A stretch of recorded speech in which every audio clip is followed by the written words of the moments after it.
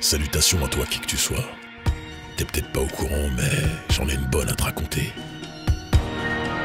Écoute, la Flip Audio Story, des histoires courtes, urbaines et organiques.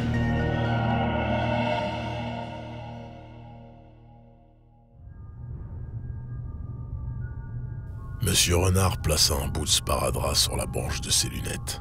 Sans elle, il n'y voyait rien car il était myope comme une taupe. Cette branche cassée, elle était dans cet état depuis qu'un élève s'était permis de lui prendre les binocles sur le nez, en pleine classe. Comment une chose pareille était rendue possible, me direz-vous?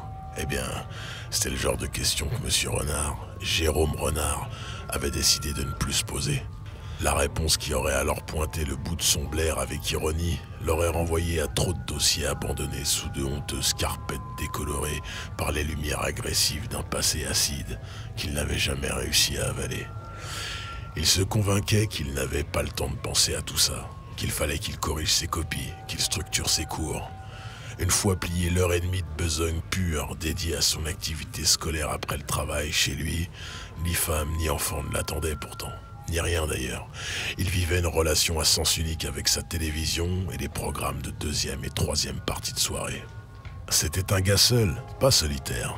Mais il avait beau être cultivé, être dans la moyenne de la norme de séduction du moment, gagner sa vie dignement en exerçant une activité honorable, enseignant c'était quand même pas mal, Renard avait le plus grand mal à nouer des contacts, à se faire des amis et à les garder. Il était devenu trop hermétique, trop mutique, trop centré sur son problème physique pour que ce qu'il a toujours voulu dissimuler aux autres ne leur saute pas finalement aux yeux, jusqu'à ce qu'on ne voit plus que ça. On pouvait constater sa crispation dès la première poignée de main, mal à l'aise dès les premiers signes d'échange partagés avec un semblable comme le font les hommes depuis la nuit des temps. Renard souffrait de sudation excessive. Il transpirait énormément, beaucoup trop en fait, et ce, quelle que soit la saison et sans avoir besoin de stimuler sa thermogénèse. Malgré lui, il était très souvent en nage et tout gluant des mains. Vous imaginez donc bien les auréoles massives sous les aisselles, debout au tableau pendant les cours, le dos mouillé sur la chaise, j'en passe et des meilleurs. Cette hypersudation lui causait les problèmes collatéraux qui vont avec. Mycose, verrues, rougeurs et plaques dues aux séances de grattage intenses auxquelles il cédait quand il n'en pouvait plus, obligé d'avoir du change dans sa sacoche pour rester propre et présentable tout au long de la journée. Cette particularité, son problème, qui conditionnait ses rapports avec tout un chacun, a vite été repéré et exploité à mauvais escient par ses élèves. Renard enseignait dans un bahut difficile, un collège de banlieue où pas mal de gosses dépassaient sans vergogne les limites du respect. Le mot discipline, je ne l'emploierai même pas. Dans cet établissement, il faisait figure de hiéroglyphe ancien dont plus personne ne comprenait le sens depuis des lustres, bien qu'il était inscrit dans le règlement intérieur. Devant cette situation qui s'était transformée en phénomène bien compris des mouflets, jouant la surenchère pour tester sans relâche les limites du système, il y eut d'abord la période de la stupeur, suivie du défaitisme, talonné par l'hypocrisie, et Renard exerçait enfin sous le régime de la récupération. Le foutoir général sans cesse excusé et justifié par des causes aux marqueurs très exagérément placés sous l'égide miracle social et sociétal avait fini par servir d'argument autodestructeur pour ceux qui la subissaient en premier. Tout ça pour éviter de l'affronter vraiment. Le parfait miroir aux alouettes pour les moins courageux. C'était là la politique du corps enseignant et de toute la hiérarchie du collège, et pour tout avouer, aussi celle de l'académie. Il fallait tout passer aux éléments perturbateurs, parce qu'au fond, c'est pas de leur faute. Et ce discours sortait aussi bien de la bouche du dirlo que de la CPE, peu importe s'ils avaient été pris à partie de nombreuses fois physiquement par leurs chères victimes du système. C'est dire si notre pauvre prof morflait avec son caractère réservé et son manque de mordant dans le dialogue à cause de sa piètre confiance en lui. Dans son cas, de surcroît, il ne bénéficiait de la clémence de presque aucun élève. En tout cas, on pouvait les compter sur les doigts de la main d'un yakuza. Ça fait pas énorme. En effet, rendez-vous compte, quand on s'appelle Renard, qu'on transpire comme si on sortait d'un sauna sans fin et qu'on sent pas la rose pour cette même raison, il n'en faut pas plus pour que la horde tire ses colibés acerbes en forme d'ogive en votre direction. Ça sent le renard ici. Monsieur, vous sortez des égouts ou... monsieur, vous voulez une serviette ou du papier cul pour vous essuyer? Sans oublier les vannes non verbales comme les mains qu'on remue sous le nez pour signifier que ça fouette, les petits sapins désodorisants posés à côté des trousses sur les tables, et les plus directs et menaçants « Vas-y, me parle pas toi, va te laver déjà, tu pues la merde mon frère !» Ou encore « Hé grosse boule puante, va niquer ta mère !» Ouais, tout un programme. Tous les profils y allaient de leur petite façon de le dénigrer, proportionnelle au degré d'éducation et de sensibilité qui leur était propre. Les garçons, les filles, bosseurs ou cancres étaient d'accord pour un consensus en la défaveur de ce pauvre renard. Le réconfort dans la salle des profs? Non, il ne fallait pas y compter. Car soit ses collègues pensaient la même chose que les élèves, mais avaient juste la correction de ne pas lui dire, en n'en pensant pas moins, soit ils étaient dans un délire idéologique de déni congénital et retournaient même le jeu de massacre dans le sens des plus malpolis des ados moqueurs. Pour résumer, Renard était seul. Vraiment seul dans cette jungle. Chaque fois qu'un nouvel étudiant intégrait sa classe, ce qui arrivait assez souvent car ce genre de collège était sujet au turnover, eh oui, les parents encore lucides et responsables ne laissaient pas moisir leur môme où il était impossible d'étudier sereinement. Notre professeur donc y voyait une nouvelle chance de reprendre les choses à zéro, être écouté de nouveau et enseigner enfin. En général, dès la première journée de classe, il comprenait à qui il avait affaire vraiment. Primo-délinquant qui ne se cachait pas, fouteur de merde plus ou moins explosif selon ses humeurs, dissipé durant qui finira avec le sursis éternel d'un conseil de discipline sans aucune conséquence, ou jeune homme, jeune fille, qui va essayer de bosser dans cette ambiance délétère. Dans le dernier cas, bien sûr, ils n'avaient pas la force ni le courage de les défendre tous les jours face aux injustices et aux méfaits de leurs camarades agressifs, harceleurs ou dangereux, mais il entretenait un lien plus étroit avec ceux qui voulaient apprendre. En classe, il leur parlait directement, les faisait participer au milieu du boucan incessant, car il pensait qu'une leçon bancale avec quelques intéressés valait mieux que pas de leçon du tout, comme ça avait été souvent le cas par le passé. Renard était poussé à bout en permanence et à l'issue renonçait toujours à la bataille. Alors sa tension augmentait, il vieillissait prématurément de l'intérieur et il le sentait. Rien n'avait plus de goût, la vocation était un mot oublié et ses problèmes de sueur ne faisaient qu'empirer dans ce contexte favorable à rien de bon. Dans la chaîne alimentaire du bahut, la hiérarchie de la prédation concernait élèves et enseignants, pas d'exception. Si bien que, pour certains ados, la vie était un véritable calvaire auquel ils résistaient à l'aune de la nature de leur psyché. Mais dans ce genre de fourmilière où la panique constante précède, voire attire, la violence, le statu quo du point d'eau dans la savane africaine serait tacite entre la girafe et le crocodile pour qu'un équilibre instinctif et naturel soit assuré, n'existait absolument pas. Renard avait quelquefois assisté à la naissance d'une forme d'entraide mécanique et primitive entre les moutards les plus brimés de classes différentes, mais ça ne tenait jamais. L'embrasement du nerf qui pousse à lyncher renvoyait invariablement toute bonne jeune âme à son atavisme de pithécanthrope entraîné par la furie du groupe, et les opprimés se faisaient oppresseurs des plus faibles qu'eux.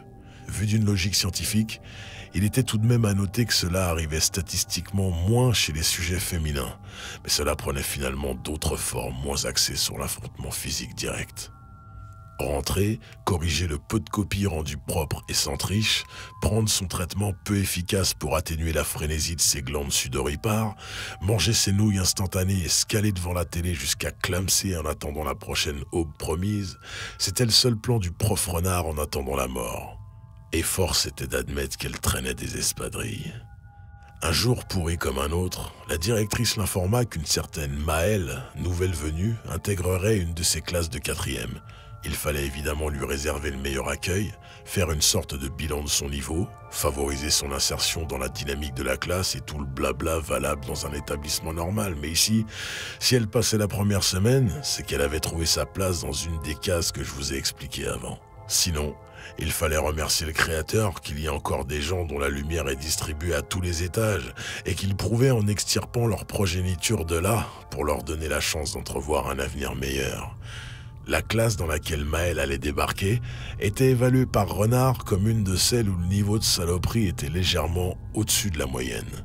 Loin des tenants du titre, comme la 6e 10 ou la 3e 4, mais ici, il fallait tout de même faire gaffe à ses coudes flottantes et faire des abdos là où il n'y en avait pas, c'est-à-dire autour de son moral. À l'arrivée de l'adolescente dans la classe, ce fut tout de suite un cirque pas possible. Elle débarqua trempée comme une soupe, ses longs cheveux bouclés châtains dégoulinant de flotte, les lunettes embuées, l'air gauche et gêné qu'on montre tous malgré nous les premières fois, et une petite mine triste que le prof reconnut sans problème, lui-même étant intérieurement un être de souffrance. Maël accusait un surpoids certain pour son âge, et les gremlins de cette école avaient besoin de moins que ça pour trouver un angle d'attaque sur lequel dégueuler leur méchanceté bouillante sous forme de lave verbale. Les remarques désobligeantes et les noms d'oiseaux, tout type d'attaque volèrent dès les premières minutes. Maël s'installa près d'une camarade à première vue peu dissipée et peu loquace, mais dont elle comprit rapidement qu'elle n'avait pas besoin de sa voix pour exprimer son mépris et communiquer son rejet explicite. Ça passait suffisamment bien par les yeux, merci.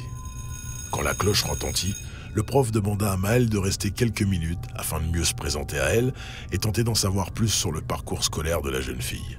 Renard, bien entendu, stressait que la gamine remarque les gouttes qui perlaient sur son front et les taches qui maculaient déjà sa chemise dès cette première partie de la journée, autant qu'elle tirait sur ses vêtements pour que ses rondeurs n'apparaissent pas trop, faisant mine de prendre une posture d'écoute la plus neutre possible. La discussion fut malgré tout fluide et assez formelle, ce qui ne manqua pas d'étonner Renard. Après cette première heure de cours plutôt pas terrible pour Maël, elle ne semblait pas démotivée ou bloquée, ce qui aurait pourtant été justifié. Tant habituée à subir, cette gosse? Peut-être, mais si habituée que ça. Comme lui, en fait. Difficile pour l'enseignant de se faire une opinion claire, mais difficile surtout pour lui de ne pas faire un transfert entre sa propre attitude éteinte, mais qui avançait à marche forcée envers et contre tout, et celle de cette petite nouvelle. Ça n'avait rien d'un courage affiché ou d'un blindage qui résistait à tout, non. Il s'agissait plutôt d'une lueur terne dont la source tournait mécaniquement sans assurer sa fonction d'éclairage pour qui que ce soit. Il reconnaissait ça.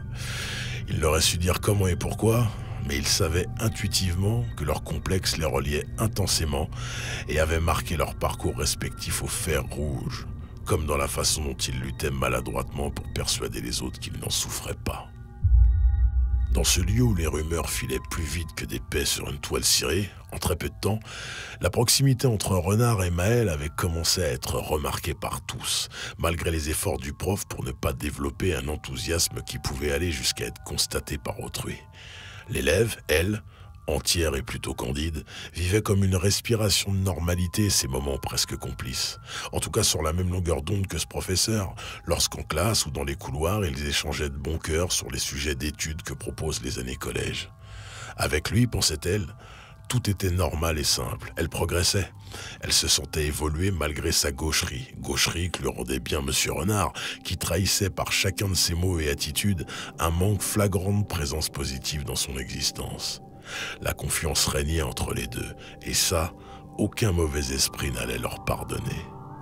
De la part du corps enseignant comme des ados scolarisés, les bruits salaces et de très mauvais goût commencèrent à circuler vraiment partout. Pédophile, ou encore pointeur de grosse pour Renard, pute du prof pour Maël, et elle achète ses notes en suçant la sueur de Renard, fleurirent un peu partout sur les murs. Le harcèlement et la stigmatisation de l'élève fraîchement arrivé redoublant d'intensité avec des insultes et reproches assassins constantes sur son poids et sa relation avec Renard, fantasmé par des débiles assoiffés d'humiliation toujours plus extrêmes. Du côté de ses chers collègues, avec l'habileté hypocrite de ceux qui sont rompus aux techniques passives-agressives parfaitement calibrées, les allusions malsaines et les ricanements de mauvais aloi fusèrent autant que faire se peut à portée d'oreille de l'enseignant. Pour Maël comme pour Renard, c'était un cap de plus sur le long et douloureux chemin de la naïveté vaincue et de l'innocence perdue à tout jamais au fond des oubliettes de la sordidité humaine. À aucun moment, ni l'un ni l'autre n'avait pensé une seule seconde entreprendre une relation équivoque en quoi que ce soit. Jamais, au grand jamais. Ils se faisaient pisser dessus verbalement toute la journée. Leur nom était traîné dans la boue et piétiné par les infâmes godillots des vanneurs spécialisés dans l'intention de blesser depuis toujours. Mais de part et d'autre, leur esprit n'avait jamais divagué vers des pentes graveleuses et honteusement glissantes, explicitement vicieuses, accessoirement répréhensibles au regard de la morale et la loi. Jamais, jamais. Quelle horreur! Ces accusations péremptoires pour faire mal pouvaient détruire la carrière et la vie du professeur, pouvaient aussi bouleverser les jours de la jeune fille et laisser des traces de merde durables dans son esprit. Ils le savaient tous pertinemment. Mais ça ne valait pas une bonne tranche de rire pour les uns, ni une bonne dose de cynisme pour les autres. Un vrai monde magnifique et parfait, pas vrai ? Renard en chialait des litres de sueur piquante et rance toute la journée et toute la nuit. Son odeur corporelle s'était transformée en fond de garage côté carburé solvant. Et Maëlle compensait la situation hostile qu'elle devait affronter au bahut par des crises de boulimie en aller-retour à prier le dieu faïence, presque toutes les nuits. Le cercle vicieux était fort bien en place. Afin de le rompre, à quel bout de la chaîne fallait-il espérer un maillon à écarter ? Renard commença à faire des cauchemars à répétition, des cauchemars où, une fois de plus, il n'y avait aucun élément sexuel qui concernait Maëlle. Et c'était bien pire que ça. Ces mauvais rêves qui laissaient des blessures durables au réveil étaient axés sur deux des pires sentiments qu'un humain puisse éprouver, qui qu'il soit et quoi qu'il fasse. Ces sentiments, ce sont les jumeaux de la pire espèce, la larme qui coule de chacun des yeux de Satan. Les deux colonnes du mal revendiquées qui soutiennent son temple effrontément. Il s'agit de l'abandon et de la trahison. Dans ces nuits agitées, il y voyait Maëlle comme sa fille, qu'il laissait tomber dans un cercle de feu en détournant le regard alors qu'elle implorait pour qu'il attrape sa main tendue. Cette sensation lui séparait littéralement les ventricules et les oreillettes, ne laissant dans sa poitrine que le contour d'une grave absence mouchetée d'encre noire. Maëlle, elle, avait perdu la seule relation qui pouvait s'apparenter à un lien paternel salutaire. Lien que ce drôle de papa renard de substitution avait tissé dans l'esprit de cet ado qui n'en avait jamais connu. Tous ces litres de bave empoisonnés sur l'hypothèse d'une sexualité entre elle et ce prof qui avait été un coup de mieux dans un quotidien que les autres rendaient bancal, la dégoûtaient par tous les pores de sa peau. Elle s'en faisait vomir avant de se remplir la panse à nouveau pour revomir. Elle passait des heures à se frotter sous la douche jusqu'au sang, à la simple idée que quelqu'un pouvait envisager chose pareille dans sa tête malade. Elle le vivait comme de l'inceste, bien qu'il ne s'agissait pas de son père, ni que quoi que ce soit n'ait évidemment eu lieu. La gosse et le prof s'évitaient désormais du regard et esquivaient a fortiori tout contact proche pour ne pas attiser un feu déjà bien assez nourri.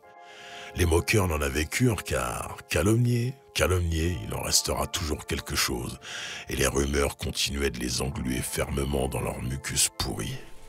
Un mardi avant les vacances de la Toussaint, temps gris et bruine froide qui abaissait le moral comme le rideau de fer d'un commerce qui dépose le bilan, Jérôme Renard finissait son café gobelet plastique dans la salle des profs quasi déserte. Seules discutaient deux autres enseignantes, jamais à court de cancaneries sur la vie scolaire, dont les voix de cigarettes chuintaient des messes basses ponctuées de rires étouffés en ziotant en direction de notre trombier. Il ne les voyait même pas. Perdu dans ses pensées, il ruminait la nouvelle qu'il venait d'apprendre de la part de la direction. La jeune Maëlle allait changer d'établissement. La mère avait rapporté que sa fille vivait très mal toutes les saloperies qui tournaient autour d'elle. Du commérage, on avait migré vers le harcèlement, non reconnu à sa juste nocivité à l'époque d'ailleurs, et du harcèlement, on arrivait au lynchage pur et simple. Cette dame n'avait que sa fille, et sa fille n'avait que cette mère, alors elle avait mis le holà à temps. Quelque part, Renard louait sa cohérence d'esprit, mais la petite allait lui manquer, terriblement. Lui manquer autant que l'enfant qu'il n'avait jamais eu. Une troisième voix, plus pointue et plus portée, interrompit soudain le conciliabule du coin de la pièce. C'était à propos d'une intrusion dans le grenier du collège, fermé à clé toute l'année. Le gardien de l'école, quasiment le seul à passer par ce bout de couloir au dernier étage du bâtiment principal, venait de signaler que la porte avait été fracturée dans la matinée. Pas avant, il en était sûr. Les coupables avaient donc de fortes chances de se trouver encore dans les murs. Pourtant, il n'y avait aucune valeur marchande dans ce grenier, à part quelques reliques de l'histoire de l'établissement, un squelette grandeur nature au surnom d'Anatole, de vieilles cartes, du matériel hors d'âge et d'usage. C'était un vieux collège. Ce grenier, c'était juste une remise poussiéreuse d'un temps où enseigner signifiait autre chose, et les souvenirs que contenait cette capsule temporelle ont dû s'oxyder au simple contact de l'air d'aujourd'hui, chargé des souffles défaitistes de l'instruction telle qu'elle était pratiquée maintenant. Renard ne jeta qu'une seule oreille à ces infos relatives au vandalisme banal et habituel de la rubrique des faits divers locaux, mais il comprit qu'on déplorait pas mal de casses là-haut. Quoi qu'il advienne, les coupables ne seraient jamais recherchés réellement et donc jamais sanctionnés pour leur exaction. Alors, qu'est-ce que ça changeait de savoir qui avait commis ce saccage ? C'était l'instruction tout entière, son silence, ses méthodes, son idéologie et le renoncement de chacun qui était responsable de ce merdier généralisé du point de vue de Renard. Point de vue qu'il n'assumerait d'ailleurs jamais vraiment et dont il se considérait partie prenante aussi. Faire cohabiter la clairvoyance et la résignation était une seconde nature chez lui. Chacun son tuba dans l'océan du dégueulis complexe des âmes mêlées. Il se leva, car la grande récréation de la cantine se terminait, et prit la direction de la salle de classe de son prochain cours avec amertume. Eh oui, c'était la classe de Maëlle, une des dernières fois qu'il la voyait. Elle savait qu'il le savait, mais rien n'allait être montré ni dit. On resterait au fond du puits des sentiments perdus, par la faute des autres. Le charivari environnant chaque cours avant l'arrivée d'un professeur glissa sur les tympans de Renard qui approchaient de la salle en question, insensible. Le boxon était cependant plus explosif qu'à l'accoutumée. Lorsqu'il pénétra dans la pièce, une ambiance d'arène romaine envoya une clameur chaude et désagréable à tout son corps, qui se mit à suer abondamment. Les élèves affichaient des grimaces de singes excités et des sourires sardoniques aux traits démesurés. Avec un déroulé des événements comme ralenti par toute la mauvaise énergie qui l'entourait, Renard vit au dernier moment la forme grotesque et outrancière qui ornait son bureau, piédestal de fortune pour ce qui fut perçu par son cœur et sa tête comme une abomination. Là, un vieux renard empaillé et miteux, déformé par la grande équerre du tableau enfoncé au niveau de ses génitoires pour remplacer une verge turgescente symbolique, venait défoncer une grosse map monde fardée d'insultes écrites au feutre rouge, lesquelles entouraient des membres grossiers faits de papier mâché dépassant du globe, garnis en son pôle de la photo de Maëlle. Sur le tableau, à la craie, était inscrit « La grosse se fait défoncer le cul par renard en sueur ». Voilà pourquoi les salopards avaient ouvert le grenier, et voilà ce qu'ils y avaient dérobé, une pièce de taxidermie désuète et cette map monde ancienne pour qu'ils servent de représentation concrète à la calomnie galopante au sujet de Maëlle et lui. Renard en perdit l'équilibre, tâtonnant à la recherche d'une chaise pour s'asseoir, lorsqu'une fenêtre explosa dans cette classe du 3e étage. Vue stroboscopique sur un temps décomposé, humide et intérieur. Les élèves crièrent et regardèrent par l'autre fenêtre de la salle. Quelques secondes, tac, tac, flash noir, tch, tch, tch. Maëlle pendait, s'agrippant avec difficulté au rebord par une seule main. Clac, clac, quelques longues secondes. Tch, tch, tch, tch, tch. Flash noir saccadé. Les traits de Maëlle étaient terrorisés, à bout de tout.